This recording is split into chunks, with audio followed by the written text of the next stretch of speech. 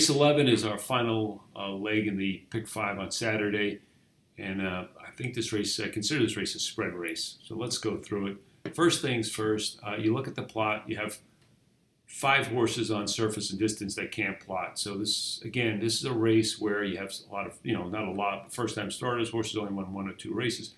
Hard to really understand what their preferred running style or surface and distance is yet. So I'd be less reliant on the plot in a situation like this. And I would really kind of focus in on the keywords and also projections that we have in OptixPLOT. So I'm going to go to the grid, and I'm going to start with the number 3 in this case. And here's a horse that, at first blush, you look at it and say, lots of seconds. He's had chances and made special races, lots of seconds and thirds. Okay, but this is a horse you really have to include because just look at his career. I mean, this horse has a 2-year-old run a 90 and just ran into some tough fields. Came back after a 225-day layoff at Belmont and ran a second, despite having major trouble in the race. Okay, came back at Saratoga, had trouble again, lacked room. Then came back and ran in the sloppy track. That's not what this horse wants to do, right? This horse is a turfer. So this horse you have to consider a major contender in here. So when you're spreading, again, we talked about tiers. This would be a tier 1 horse for me, the number 3. The number 4, a little bit sneaky, I think, but I'm going to include this horse also in my tier 1s just because I don't know how good or bad this horse is yet.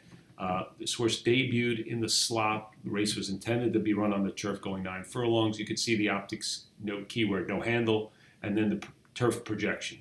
We project this horse be better going off on the turf. Was bet in the debut, not sure why, 7-2. Was it because it was moved to the slop or whatever?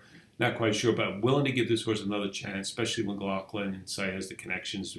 Saez remains on the mount. Just this horse could be sneaky, and at 15-1, you never know in a race like this, especially if the 3 can't get it done again. Another horse was the number 6 that I looked at, Perceive, against the flow. Decent debut. That was 106 days ago for Brown again, Chad Brown. Maybe this horse has been gelded since. Maybe there's some improvement. Ortiz stays on. This is a horse you have to consider. And the other Brown horse, you also have to consider this horse. I was following Monmouth at the time, and what happened was, first of all, why is this horse at Monmouth when Chad Brown has got all his young horses at Saratoga? That's a question mark. But this horse was really slow out of the gate, had a problem. And the race, you see that spaced keyword. What happened was the field got really stretched, and this horse had to really run to catch up and did. It made a big move into it. And so we gave the designation better than looked on the race. Flattened out a little bit late, but again, this is another horse I think you're going to see some improvement from. So there's some others in here. I'm not going to go through all of them. Those are the tier 1 horses. Let me just summarize. Again, spread race, go deep as you can. Break your opinion into 2 or 3 tiers. In this case, I just broke it into 2 tiers. My tier 1 horses were the 3, 4, 6, and 8, and then the tier 2 horses that I didn't mention are the 5 Betterment, 7 Mo Fun, and number 10 Chantry Flats. Okay, so that's how I'm going to handle race 11 in this pick 5. Good luck Saturday, and have a good day racing.